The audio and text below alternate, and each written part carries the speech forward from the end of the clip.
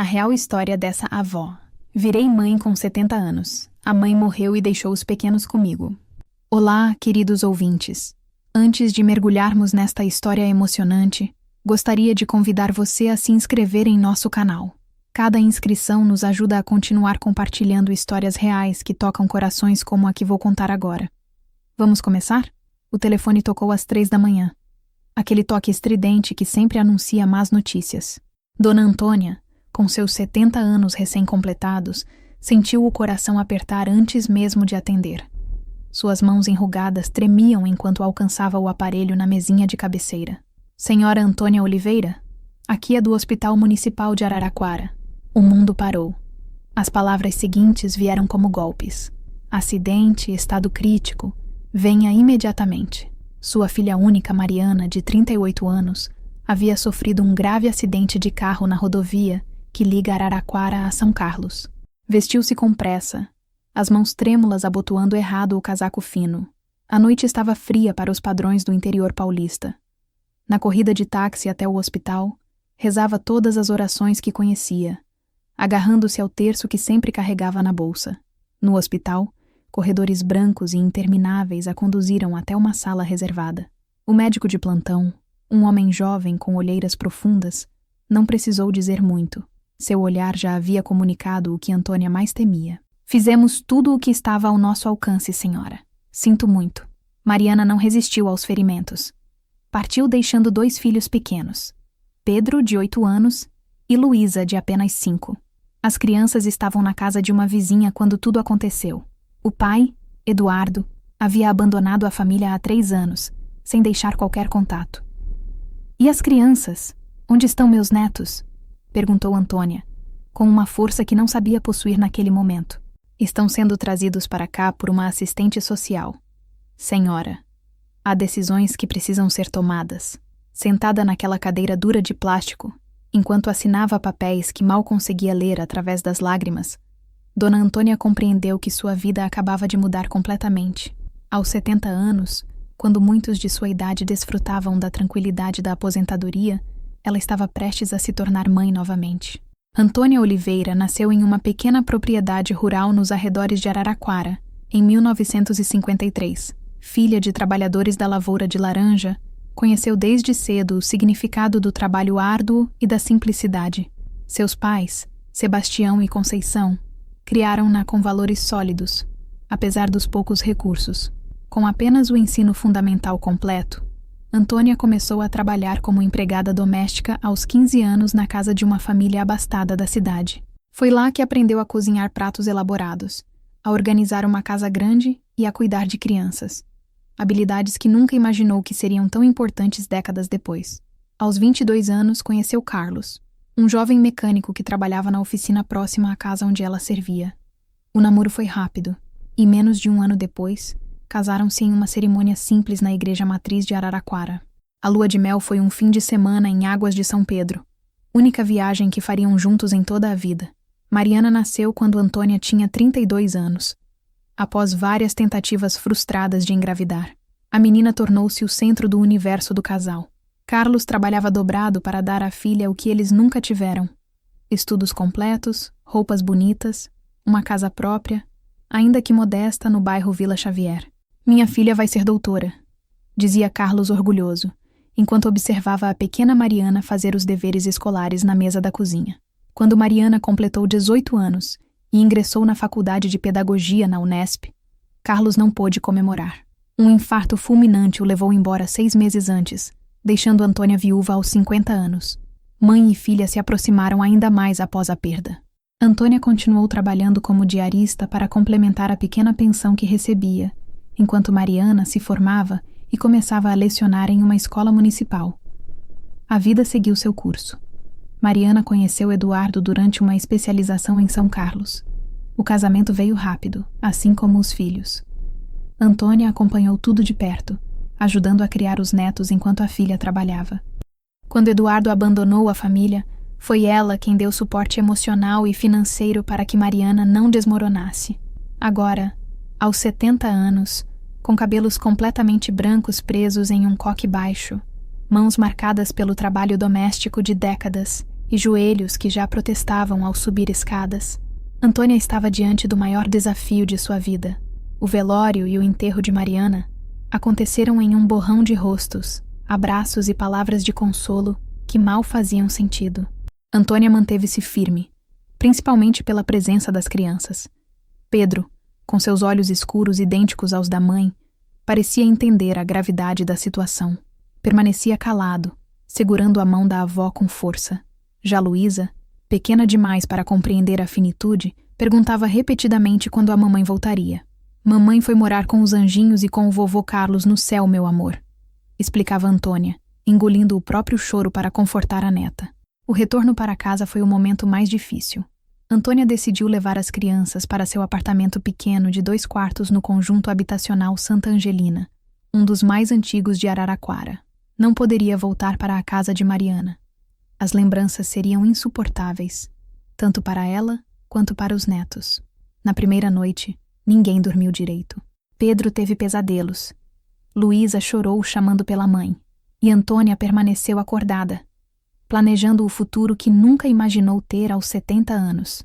Na manhã seguinte, enquanto preparava um café da manhã simples, pão com manteiga e leite com chocolate que as crianças tanto gostavam, Antônia fez uma lista mental do que precisaria resolver: a guarda legal dos netos, a transferência escolar, a adaptação do apartamento, suas economias limitadas, sua saúde que já não era das melhores.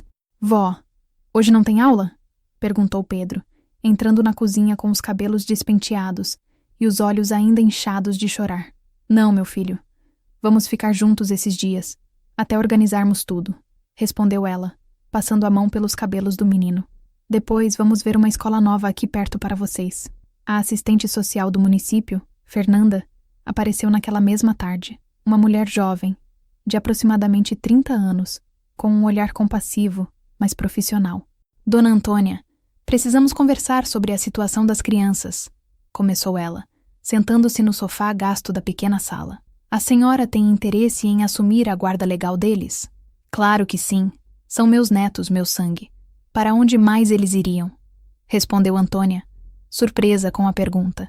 Entendo seu sentimento, mas preciso ser clara. A senhora tem 70 anos, vive sozinha, tem uma renda limitada da aposentadoria, e assumir 2 crianças pequenas é uma responsabilidade enorme.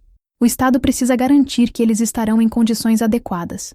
As palavras caíram como pedras sobre Antônia. Nunca havia considerado que alguém pudesse questionar sua capacidade de cuidar dos próprios netos.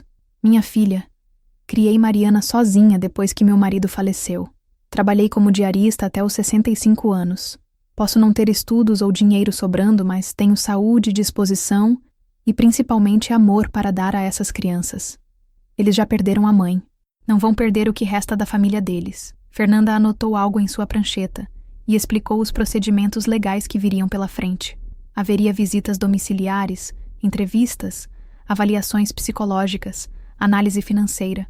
O processo poderia levar meses. E enquanto isso, perguntou Antônia preocupada, as crianças podem permanecer com a senhora provisoriamente, como o familiar mais próximo. Mas precisamos localizar o pai deles. Por lei, ele tem prioridade na guarda. Eduardo. O nome que Antônia evitava mencionar. O homem que abandonou Mariana com 2 crianças pequenas, sem nunca mais dar notícias. A ideia de que ele pudesse aparecer agora e levar seus netos fez seu coração acelerar de angústia.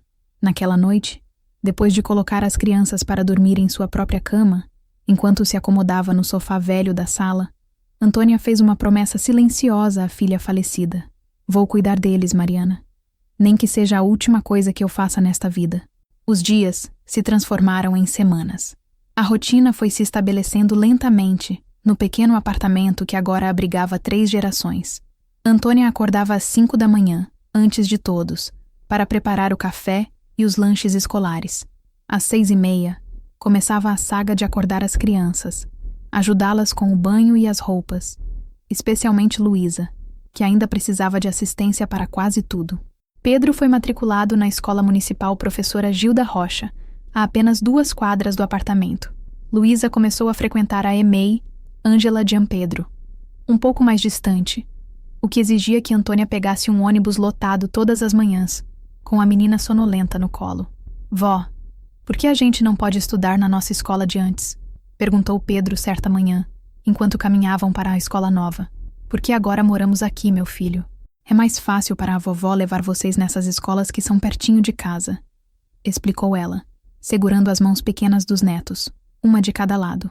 A verdade, que Antônia não compartilhava com as crianças, era que sua aposentadoria de um salário mínimo mal cobria as despesas básicas dos três. O aluguel do apartamento pequeno já consumia quase metade de sua renda.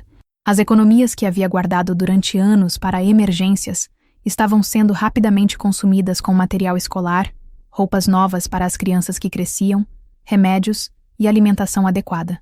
Para complicar a situação, as visitas da assistência social se tornaram frequentes. Fernanda aparecia sem avisar, observava a organização da casa, conversava com as crianças separadamente, fazia perguntas sobre a rotina, a alimentação, as atividades escolares. Dona Antônia, a senhora tem conseguido levar as crianças às consultas médicas regulares? Perguntou Fernanda durante uma dessas visitas. Sim, claro. Mês passado mesmo levei os dois ao posto de saúde para as vacinas. Tenho guardado todos os cartões de vacinação organizados, respondeu Antônia, mostrando uma pastinha plástica onde guardava documentos importantes.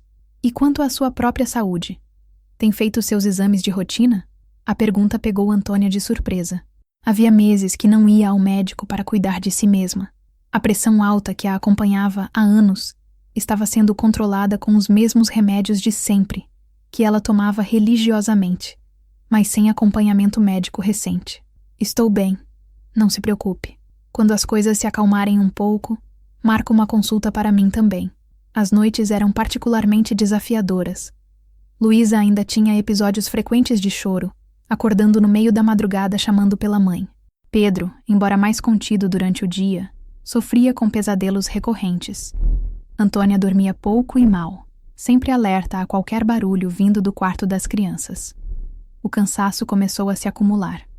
As dores nos joelhos, que já existiam antes, intensificaram-se com as caminhadas diárias até as escolas, carregando mochilas e muitas vezes a própria Luísa, quando a pequena se cansava.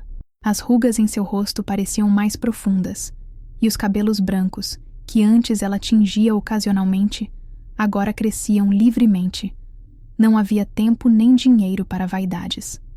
Em uma tarde particularmente difícil, após receber um bilhete da professora de Pedro relatando que o menino havia chorado silenciosamente durante toda a aula, Antônia sentou-se à mesa da cozinha e permitiu-se pela primeira vez desde o funeral chorar abertamente. Mariana, minha filha, me dê forças, sussurrou entre soluços. Não sei se estou fazendo tudo certo. Tenho tanto medo de falhar com eles, de falhar com você. Foi nesse momento que sentiu uma mãozinha pequena sobre seu ombro.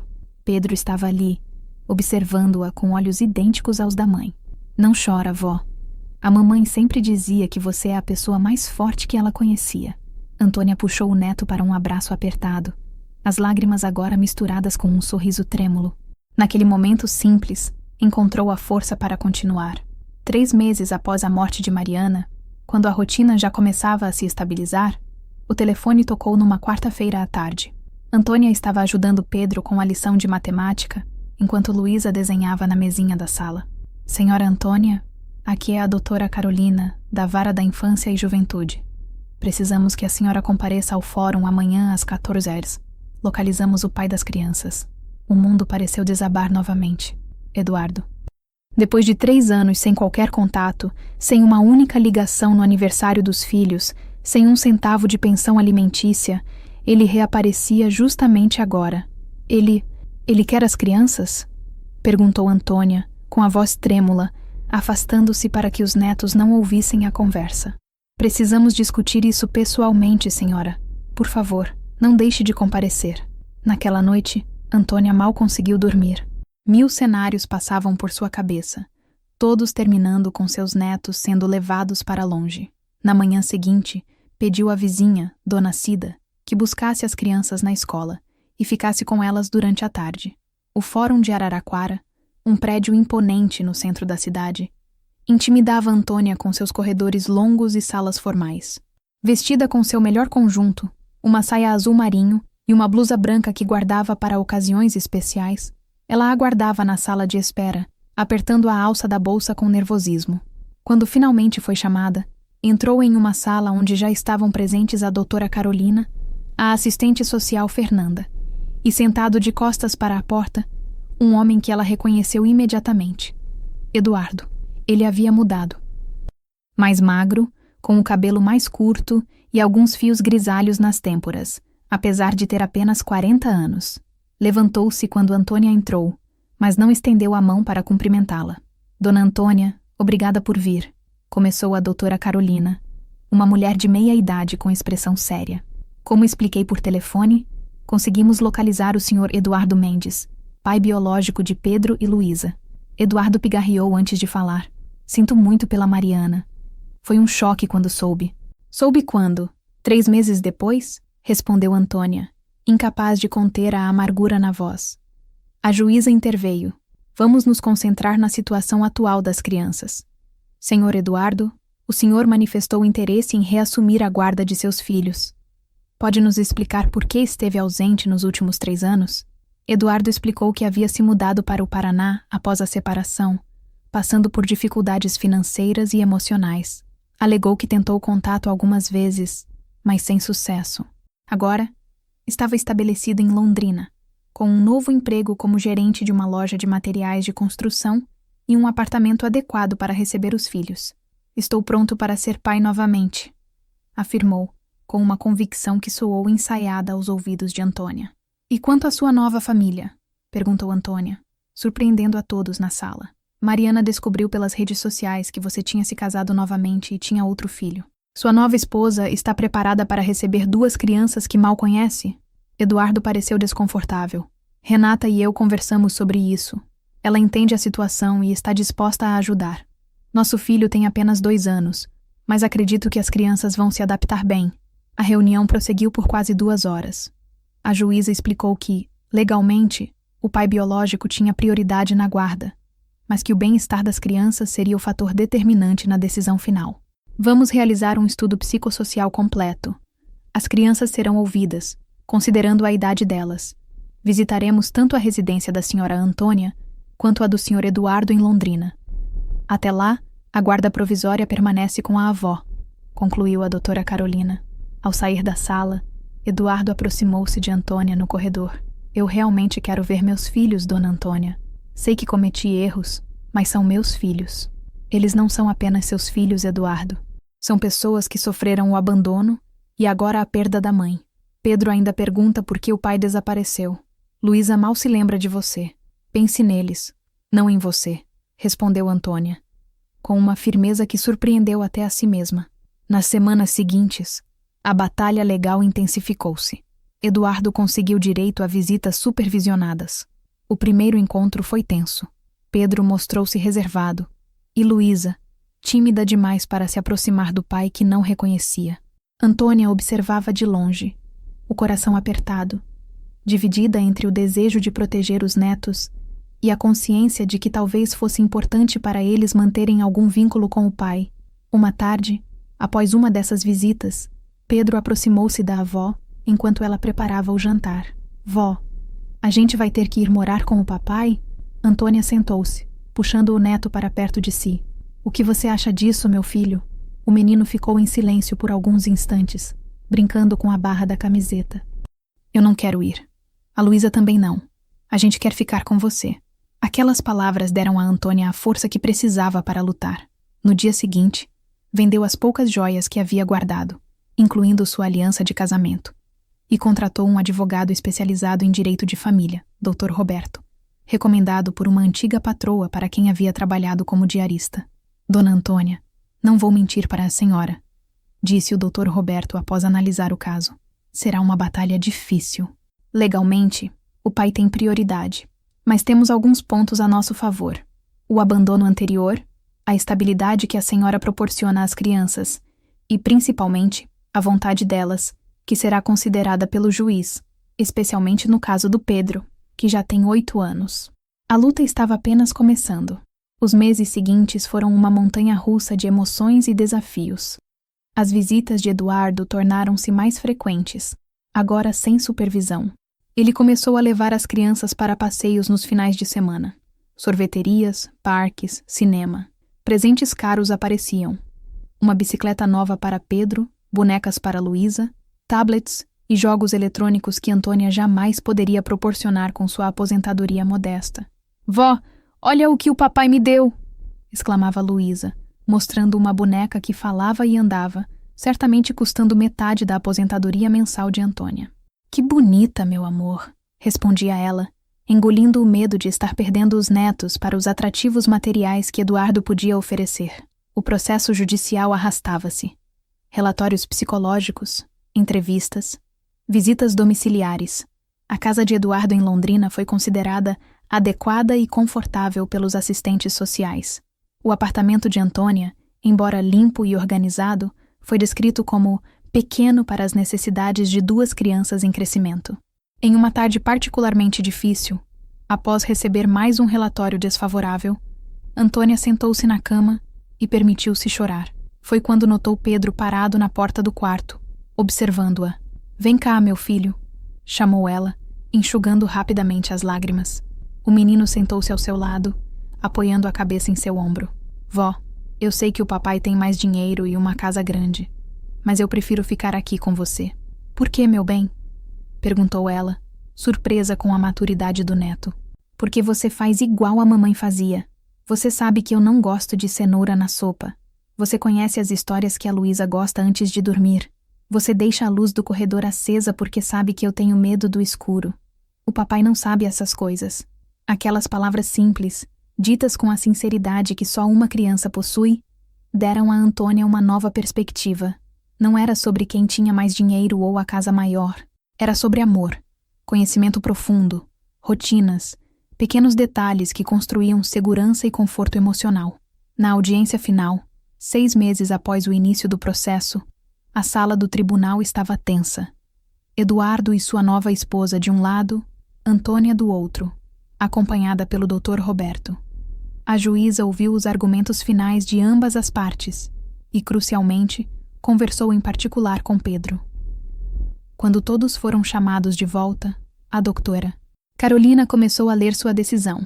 Após cuidadosa consideração de todos os fatores envolvidos neste caso, incluindo os relatórios psicossociais, as entrevistas com as crianças e a análise das condições oferecidas por ambas as partes, este tribunal decide conceder a guarda definitiva de Pedro Oliveira Mendes e Luísa Oliveira Mendes, a sua avó materna, senhora Antônia Oliveira. Antônia cobriu o rosto com as mãos, lágrimas de alívio escorrendo por entre seus dedos. A juíza continuou. No entanto, reconhecendo a importância do vínculo paterno, o Sr. Eduardo Mendes terá direito a visitas regulares, conforme cronograma a ser estabelecido, e compartilhará a responsabilidade financeira através de pensão alimentícia mensal. Eduardo parecia desapontado, mas assentiu respeitosamente à decisão. Aproximou-se de Antônia após o término da audiência. «Parabéns, dona Antônia. A senhora venceu. Não se trata de vencer ou perder, Eduardo. Se trata do bem-estar das crianças. Elas precisam de todos nós, inclusive de você». Aquele foi um ponto de virada. Nos anos seguintes, uma relação inesperada de cooperação desenvolveu-se entre Antônia e Eduardo. Ele cumpria rigorosamente o pagamento da pensão, que aliviou significativamente as dificuldades financeiras de Antônia. As visitas quinzenais tornaram-se momentos aguardados pelas crianças. Eventualmente, Eduardo e sua esposa Renata mudaram-se de volta para Araraquara, facilitando um convívio mais frequente. Com o apoio financeiro da pensão, Antônia conseguiu se mudar para um apartamento maior, com um quarto para cada criança. Pôde finalmente cuidar melhor de sua própria saúde, que havia sido negligenciada durante os meses de batalha judicial. Os anos passaram. Pedro e Luísa cresceram, transformando-se em adolescentes e depois em jovens adultos.